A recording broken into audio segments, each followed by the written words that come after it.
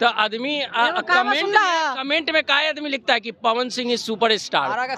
हाँ, king of आरा। सुनिए ना, एगो कहावत सुनला ना, लेजेंड ऑफ इंडिया, ऐसे करके लिखता है पवन कुमार। सुनिए ना, एगो कहावत सुनला है। हाँ बोलिए ना जी।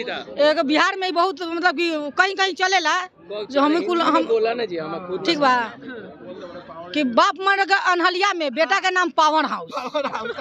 समझ में आइला? वही हमारे देश में होला। हाँ, वही भारत में होला।